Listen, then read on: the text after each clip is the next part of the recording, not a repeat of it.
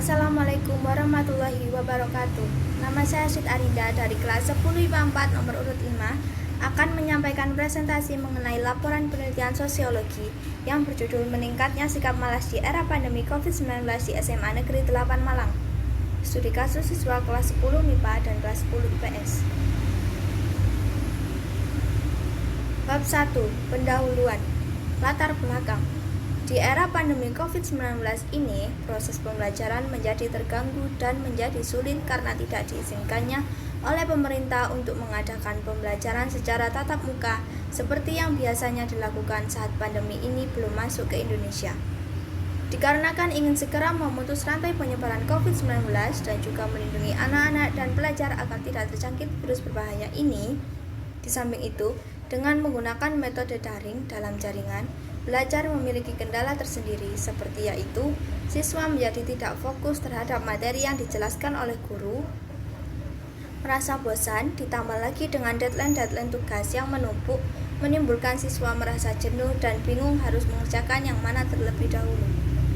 Dari latar belakang di atas, maka peneliti mengambil judul penelitian meningkatnya perilaku malas di era pandemi. Studi kasus terhadap siswa kelas 10 di SMA Negeri 8 Malang. Rumusan masalah. 1. Apa yang membuat kamu malas untuk mengerjakan tugas-tugas di saat pandemi ini? 2. Apa yang menyebabkan siswa menunda untuk menyelesaikan tugasnya tepat waktu? 3. Apakah yang kamu rasakan saat tugasmu telah melampaui jatuh tempo pengumpulannya? 4. Adakah pengaruh dari media sosial yang membuat siswa malas mengerjakan tugas? Tujuan dan manfaat. Tujuan untuk mengetahui tingkatan perilaku malas yang datang pada siswa-siswi kelas 10 di SMA Negeri 8 Malang, untuk mengetahui metode pembelajaran apa yang siswa sebenarnya inginkan untuk mempermudah pembelajaran. Manfaat. Manfaat teoritis yaitu untuk meningkatkan pengetahuan dan pemahaman peneliti tentang perilaku malas siswa-siswi yang terjadi di SMA Negeri 8 Malang. Manfaat praktis yaitu diharapkan dari penelitian ini dapat menjadi acuan bagi penelitian berikutnya serta dapat dijadikan referensi bagi seluruh pihak di SMA Negeri 8 Malang. Bab 2. Landasan teori pembelajaran.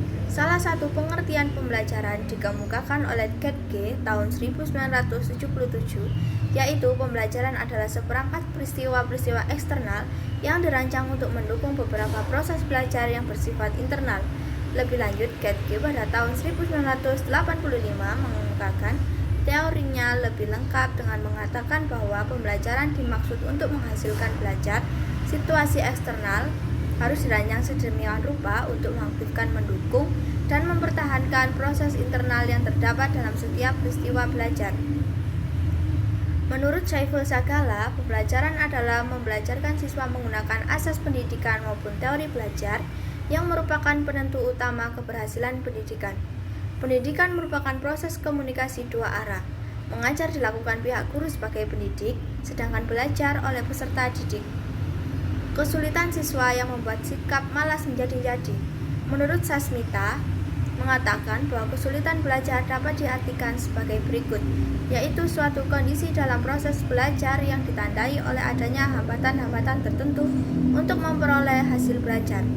Hambatan-hambatan yang timbul itu mungkin disadari dan mungkin tidak disadari oleh orang yang mengalaminya, dan itu dapat mungkin bersifat psikologis, sosiologi, maupun fisiologis dalam keseluruhan proses belajarnya. Murid yang mengalami kesulitan belajarnya mengalami hambatan dalam proses mencapai hasil belajar, sehingga prestasi yang dicapainya berada di bawah yang seharusnya atau kemampuannya. Bab 3. Metodologi penelitian. Desain penelitian.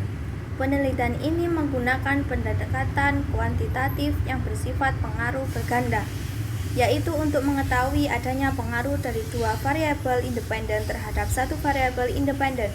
Subjek dalam penelitian ini adalah siswa-siswi SMA Negeri 8 Malang. Data dalam penelitian ini dikumpulkan dengan menggunakan metode dokumentasi yang digunakan untuk mengumpulkan data prestasi akademik siswa, yaitu dengan melihat data hasil studi pada semester yang telah dilalui subjek penelitiannya.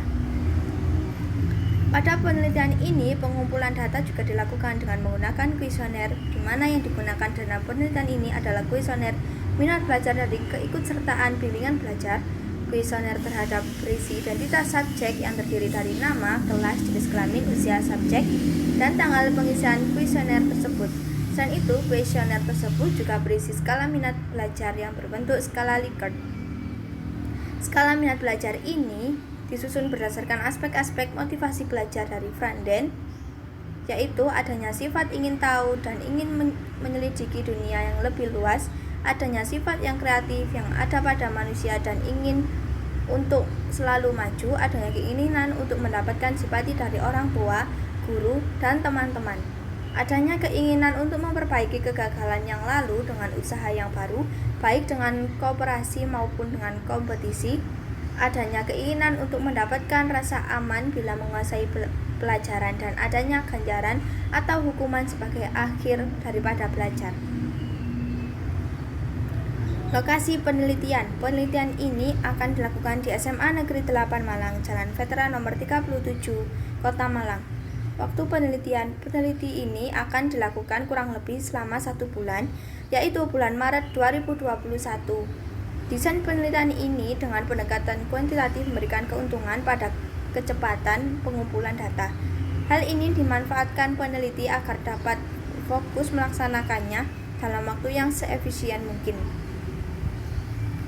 Populasi dan sampel. Populasi adalah wilayah generalisasi yang terjadi dari objek atau subjek yang menjadi kuantitas dan karakteristik tertentu yang ditetapkan oleh peneliti. Populasi menggambarkan berbagai karakteristik subjek penelitian untuk kemudian menentukan pengambilan sampel. Berdasarkan pemahaman tersebut, maka penentuan populasi dalam penelitian ini adalah siswa-siswi SMA Negeri 8 Malang. Siswa-siswi SMA Negeri 8 Malang tersebut menjadi populasi dalam penelitian ini, namun tidak akan dipakai semua dalam penelitian ini, meningkatkan minimnya waktu dan biaya peneliti. Oleh karena itu, dipergunakan teknik sampling yang sesuai dengan kemampuan peneliti. Sampel adalah bagian dari populasi yang diharapkan mampu mewakili populasi dalam penelitian. Dalam penyusunan sampel perlu disusun kerangka sampling, yaitu daftar dari semua unsur sampling dalam populasi sampling. Teknik penelitian ini dimaksudkan agar peneliti lebih mudah dalam pengambilan data. Data tersebut diperbolehkan untuk digunakan sebagai refleksi keadaan populasi secara keseluruhan. Teknik pengambilan sampling pada penelitian ini adalah menggunakan simple random sampling. Teknik sampling ini dipandang peneliti dapat mempermudah pemilihan sampling secara acak, namun atas dasar acuan tertentu. Acuan yang dipergunakan dalam penelitian ini adalah dengan memilih secara acak dari daftar populasi yang diteliti, yaitu siswa-siswi SMA Negeri 8 Malang. Teknik pengumpulan data. Penelitian ini menggunakan pendekatan kuantitatif yang bersifat pengaruh berganda, yaitu untuk mengetahui adanya pengaruh dari dua variabel independen terhadap satu variabel independen. Subjek dalam penelitian ini adalah siswa-siswi SMA Negeri 8 Malang. Data dalam penelitian ini dikumpulkan dengan menggunakan metode dokumentasi yang digunakan untuk mengumpulkan data prestasi akademik siswa, yaitu dengan melihat rata-rata nilai rapor siswa pada semester terakhir yang telah dilalui subjek penelitian. Pada penelitian ini, pengumpulan data juga dilakukan dengan menggunakan angket kuesioner, di mana yang digunakan dalam penelitian ini adalah kuesioner game online dan kuesioner motivasi belajar. Angket kuesioner tersebut berisi identitas subjek yang terdiri dari nama, kelas, jenis kelamin, dan tanggal pengisian kuesioner tersebut. Karena banyaknya responden dalam penelitian ini, maka angket yang digunakan adalah angket tertutup, sehingga responden hanya memilih jawaban yang telah disediakan. Instrumen penelitian. Instrumen penelitian adalah suatu alat fasilitas yang digunakan peneliti dalam mengumpulkan data. Instrumen yang digunakan dalam penelitian ini adalah lembar angket kuesioner. Lembar angket kuesioner adalah lembar angket kepada subjek atau responden sesuai dengan tujuan penelitian. Tujuan dari pembuatan kuesioner ini adalah untuk memperoleh informasi yang relevan dengan reliabilitas, dan validitas sehingga mungkin serta memperoleh informasi yang relevan. Bentuk item kuesioner yang digunakan dalam penelitian ini adalah item kuesioner tertutup, di mana pertanyaan yang dicantumkan disesuaikan oleh peneliti. Alternatif jawaban yang disediakan bergantung pada pemilihan peneliti sehingga responden hanya bisa memilih jawaban yang mendekati pilihan paling tepat dengan yang dialaminya. Kuesioner penelitian tertutup memiliki prinsip yang efektif jika dilihat dengan sudut pandang peneliti sehingga jawaban responden dapat disesuaikan dengan kebutuhan. Teknik analisis data. Dalam penelitian kuantitatif, kegiatan analitis data terbagi menjadi dua, yaitu kegiatan mendeskripsikan data dan melakukan uji statistik atau inferensi. Kegiatan mendeskripsikan data adalah menggambarkan data yang ada guna memperoleh bentuk nyata dari responden sehingga lebih mudah dimengerti peneliti atau orang lain yang tertarik dengan hasil penelitian yang dilakukan. Kegiatan mendeskripsikan data dapat dilakukan dengan pengukuran statistik deskriptif. Tendensi sentral. Pengukuran yang termasuk mengukur tendensi sentral adalah sebagai berikut. Yang pertama, modus atau skor yang paling sering muncul dibandingkan skor lainnya.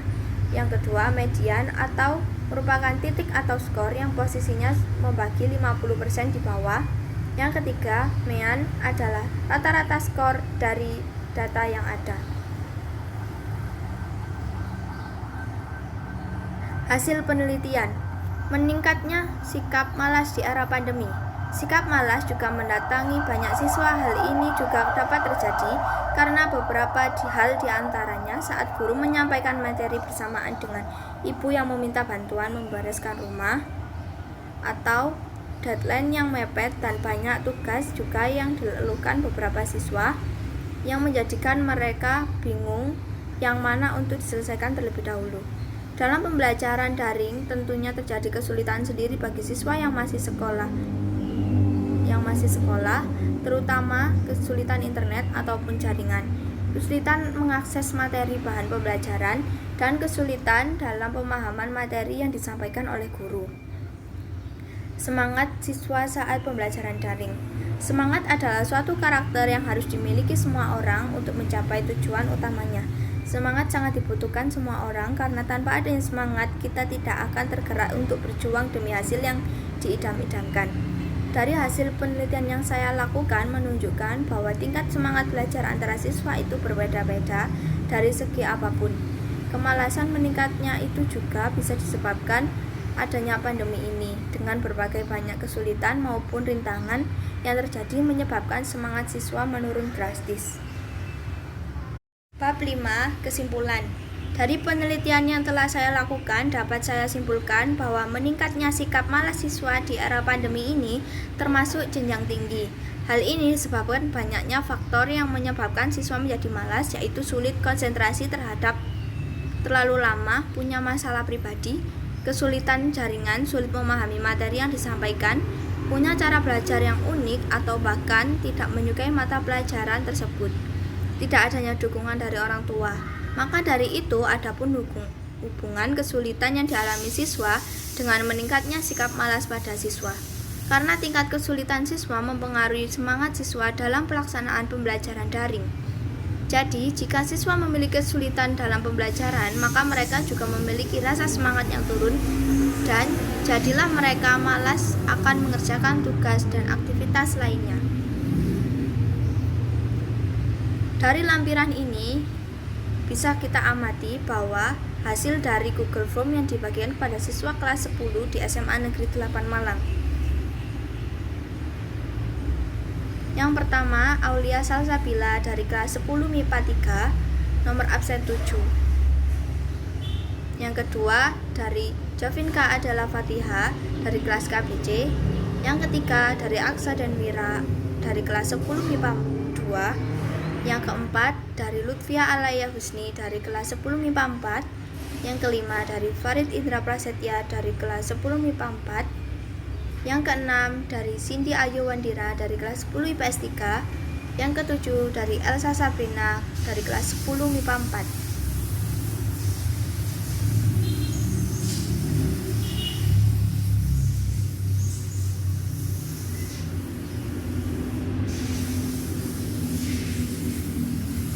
Skala Likert. Pertanyaan nomor 1. Apakah kamu memahami apa yang disampaikan guru saat pembelajaran daring? Pertanyaan nomor 2. Apakah alat telekomunikasi daringmu memadai? Pertanyaan nomor 3. Apakah kamu menyukai pembelajaran daring daripada luring? Pertanyaan nomor 4. Apakah kuota internet yang menjadikan hambatanmu untuk mengikuti pembelajaran daring? Yang kelima, apakah kamu merasa bosan terhadap penjelasan guru yang tidak langsung tatap muka? Yang keenam, apakah kamu setuju jika setiap hari pembelajaran menggunakan media Google Meet? Yang ketujuh, menurutmu, apakah dengan diadakannya Google Meet sangat efektif di era pandemi ini? Yang kedelapan, apakah kamu merasa gelisah dengan dikejarnya deadline yang mepet? Nomor 9, apakah kamu merasa sangat terbebani dengan banyaknya tugas yang diberikan? Yang nomor 10, apakah kamu selalu mencari referensi di internet mengenai materi yang sudah disampaikan oleh guru? Sekian dari saya, apabila ada salah kata mohon maaf sebesar-besarnya. Wassalamualaikum warahmatullahi wabarakatuh.